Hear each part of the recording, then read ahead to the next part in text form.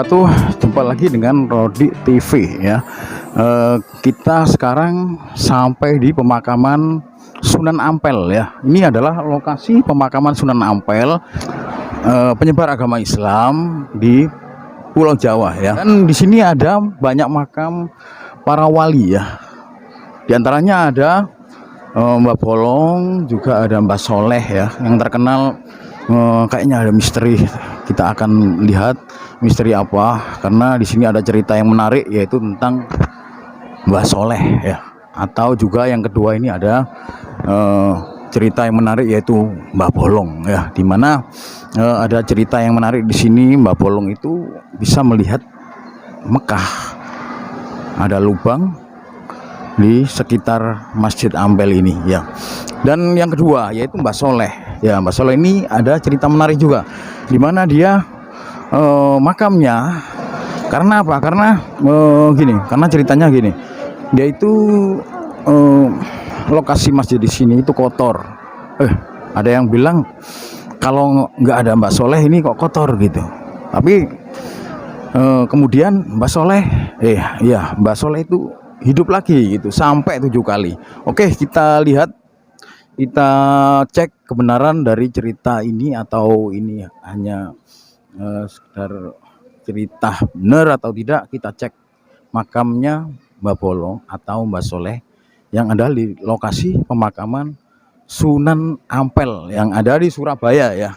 Di lokasinya ada di Surabaya. Oke, langsung saja kita cek ke sana.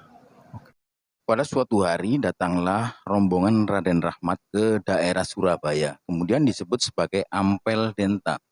Rombongan ini melalui Desa Krian, Wonokromo, terus memasuki Kembang Kuning. Selama dalam perjalanan, beliau juga berdakwah kepada penduduk setempat yang dilaluinya. Dakwah yang pertama kali dilakukan cukup unik. Beliau membuat kerajinan berbentuk kipas yang disebut dari akar tumbuh-tumbuhan dan anyaman rotan. Kipas itu dibagi-bagikan kepada penduduk setempat secara gratis. Para penduduk hanya cukup menukarkan dengan kalimat syahadat. Dan pada akhirnya beliau menetap di Desa Ampel Denta menjadi penguasa daerah tersebut. Maka kemudian beliau dikenal sebagai Sunan Ampel.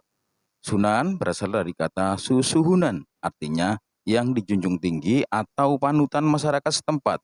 Ada juga yang mengatakan Sunan berasal dari kata suhunan, artinya guru besar atau orang yang berilmu tinggi. Selanjutnya beliau mendirikan pesantren, tempat mendidik putra bangsawan dan pangeran Majapahit, serta siapa saja yang mau datang berguru kepada beliau. Prabu Brawijaya sangat senang atas hasil didikan Raden Rahmat. Raja menganggap agama Islam itu adalah ajaran budi pekerti yang mulia. Maka ketika Raden Rahmat kemudian mengumumkan ajaran adalah agama Islam, maka Prabu Brawijaya tidak menjadi marah. Hanya saja ketika dia diajak untuk memeluk agama Islam, ia tidak mau. Ia ingin menjadi Raja Buddha yang terakhir di Majapahit. Raden Rahmat diperbolehkan menyiarkan agama Islam di wilayah Surabaya, bahkan di seluruh wilayah Majapahit, dengan catatan bahwa rakyat tidak boleh dipaksa. Raden Rahmat pun memberi penjelasan bahwa tidak ada paksaan dalam beragama.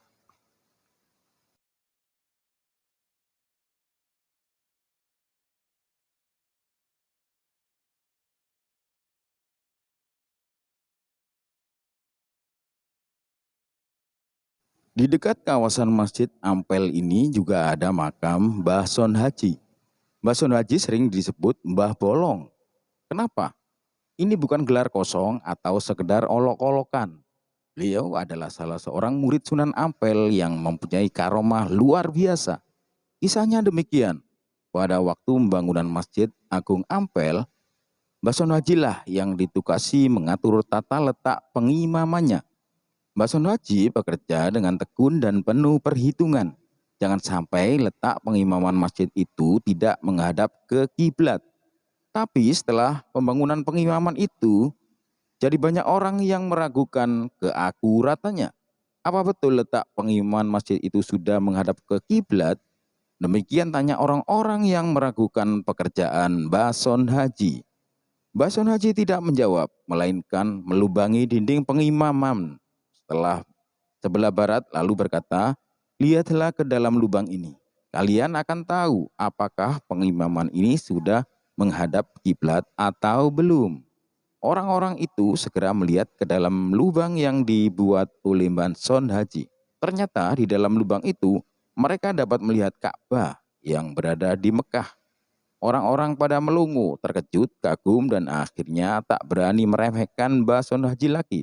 Dan sejak saat itu mereka lebih bersikap hormat kepada Mbah Son Haji dan mereka memberinya julukan Mbah Bolong. Baik, dari depan Masjid Ampel ini kita menuju ke sebelah kanan ya. Di sana ada sebuah makam juga, namanya makamnya Mbah Soleh ya. Mbah Soleh kita lihat ya, sebelah sini ya. Baik, langsung kita menuju ke makam Mbah Soleh. Mbah Soleh adalah salah satu dari sekian banyak murid Sunan Ampel yang mempunyai karomah atau keistimewaan luar biasa. Adalah sebuah keajaiban yang tidak ada duanya. Ada seorang manusia dikubur sehingga 9 kali. Ini bukan cerita buatan, melainkan ada buktinya. Di sebelah timur Masjid Agung Sunan Ampel ada 9 kuburan. Itu bukan kuburan 9 orang, tapi hanya kuburan seorang, yaitu murid Sunan Ampel yang bernama Mbah Soleh. Kisahnya demikian, Mbah Soleh adalah seorang tukang sapu Masjid Ampel. Di masa hidupnya Sunan Ampel apabila menyapu lantai masjid sangatlah bersih sekali. Sehingga orang yang sujud di masjid tanpa sajadah tidak merasa ada debunya. Ketika Mbah Soleh wafat, beliau dikubur di depan masjid. Ternyata tidak ada santri yang sanggup mengerjakan pekerjaan Mbah Soleh, yaitu menyapu lantai masjid dengan bersih sekali. Maka sejak ditinggal Mbah Soleh, masjid itu pun lantainya menjadi kotor. Kemudian terucaplah kata-kata Sunan Ampel, "Bila Mbah Soleh masih hidup, tentulah masjid ini menjadi bersih." Mendadak Mbah Soleh ada di pengimaman masjid sedang menyapu lantai. Seluruh lantai pun sekarang menjadi bersih lagi. Orang-orang pada terheran melihat Mbah Soleh hidup lagi. Beberapa bulan kemudian Mbah Soleh wafat lagi dan dikubur di samping kuburannya dulu. Masjid menjadi kotor lagi. Lalu terucaplah kata-kata Sunan Ampel seperti dulu. Mbah Soleh pun hidup lagi. Hal ini berlangsung beberapa kali sehingga kuburannya ada 8. Pada saat kuburan Mbah Soleh ada 8, Sunan Ampel meninggal dunia.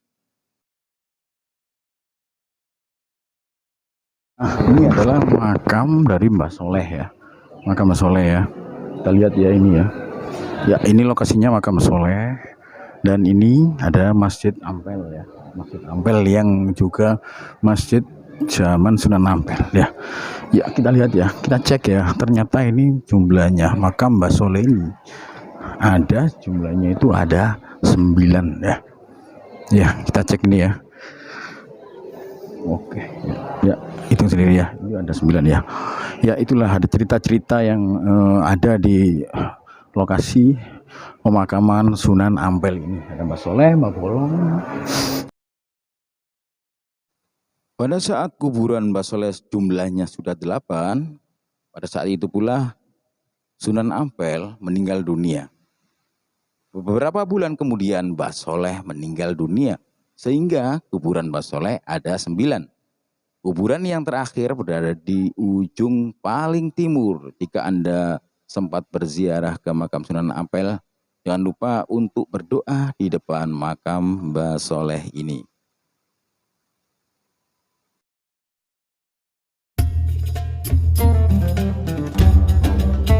Dan jangan lupa di lokasi pemakaman Sunan Ampel, di sana banyak dijual souvenir-souvenir atau hasil-hasil kerajinan orang Surabaya dan sekitarnya. Ada banyak macam-macam oleh-oleh untuk Anda untuk dibawa pulang saat berziarah ke makam Sunan Ampel.